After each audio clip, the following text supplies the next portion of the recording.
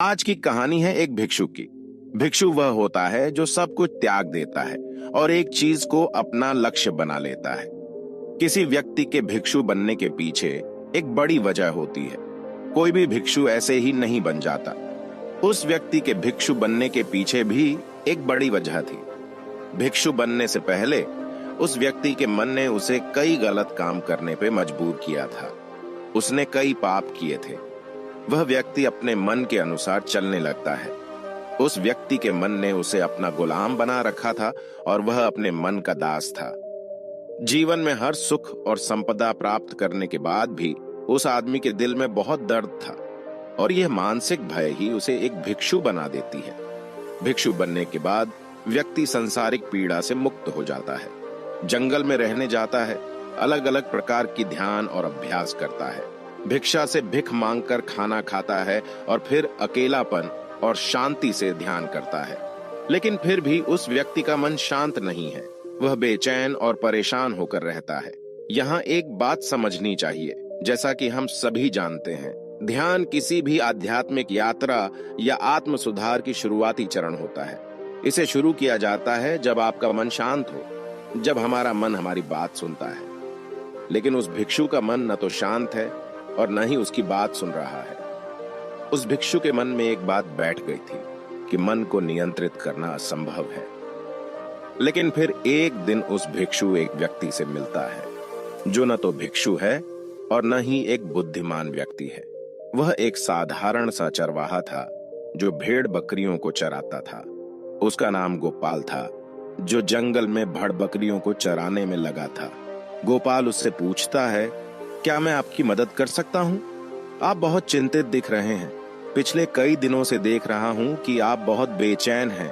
अगर आप चाहें तो मैं आपकी मदद कर सकता हूँ। भिक्षु ने गोपाल की बात सुनते ही हंसते हुए कहा, भला तुम मेरी मदद कैसे कर सकते हो? तुम संसारी हो और तुम मोह माया और संसार से जुड़े हुए हो। मैंने सब कुछ छोड़ दिया और जंगल में आया, फिर भी मेरा मन मेरे वश में नहीं है। गोपाल कहता है कि हाँ, मैं तुम्हें सिखा सकता हूँ। मुझे अपने मन को वश में करना आता है। वह चरवाहा कहता है, मन को वश में करने के लिए सभी वस्तुओं का त्याग करने की आवश्यकता नहीं है, ना ही जंगल में आकर रहने की जरूरत है। मन को वश में करने के लिए बस एक चीज को छोड़ना सबसे जरूरी है। वह भिक्षु उस चरवाहे से पूछता है, वह एक चीज क्या है?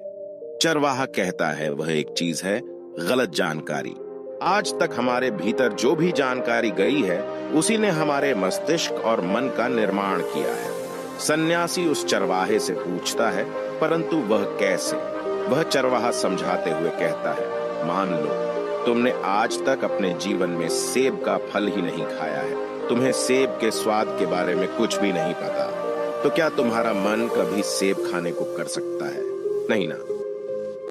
इसीलिए हमारे मन का निर्माण जानकारी से होता है। वह सन्यासी चरवाहे की बात से प्रभावित हो जाता है और कहता है, क्या तुम मुझे थोड़ा और विस्तार में बता सकते हो इसके बारे में? गोपाल भिक्षु को बताता है कि अगर तुम अपने मन को नियंत्रित करना चाहते हो तो मेरी बातें ध्यान से सुनो। तुम अपने मन को नियंत्रित कर सकते हो जब तुम अपने मन की जड़ों को देख पाओगे। मन का निर्माण जानकारी से होता है और हमारे शरीर में जानकारी के 5 प्रवेश द्वार होते हैं। पहला, आंख। अपनी आंखों से जो कुछ भी देखते हैं, अच्छा या बुरा, वह सब हमारे मन की यादाश्त में इकट्ठा होता रहता है। दूसरा, कान। जो कुछ भी हम अपने कानों से सुनते हैं हमारे मन में वैसे ही बीज के रूप में बोया जाता है। तीसरा, जीभ। जिस भी चीज का स्वाद हम ले लेते हैं वह हमारे मन की यादाश्त में अंकित हो जाता है। चौथा है नाक, जो एक बार सूंघ लेते हैं, चाहे वह सुगंधित हो या दुर्गंधित, वह हमारे मन में दर्ज होता है। और पांचवा है स्पर्श। जिस चीज को हम एक बार छू लेते हैं, स्पर्श कर देते हैं, उसकी यादाश्त हमारे मन में कहीं न कहीं अंकित हो जाती है। इन 5 और शारीरिक द्वारों से जो भी जानकारी हमारे अंदर प्रवेश करती है वह जानकारी बीजों के रूप में जमा हो जाती है और धीरे धीरे वृक्ष बनते हैं। हमारा मन मिट्टी की तरह है, जिसमें बीज बोए जाते हैं, और हमारी बुद्धि बीज बोने वाले किसान की तरह है। अगर हमारी बुद्धि गलत जानकारी के बीजों को सही जानकारी के बीज समझकर बो देगी, और भविष्य में जब वह बीज वृक्ष बनेगा तो भविष्य में वह पेड़ खराब फल देगा। हमारा मन एक उन्नति के काबिल किसी खेती की तरह है, जिसमें हम जो भी बीज बोते हैं वह हमारे अंदर उग जाते हैं। जैसे कि एक किसान ध्यान से सही बीज चुनकर उगाता है ताकि उसकी फसल भरपूर और फलदार हो, हमें भी अपने मन को सच्चे और सकारात्मक विचारों से सजाने की जरूरत होती है।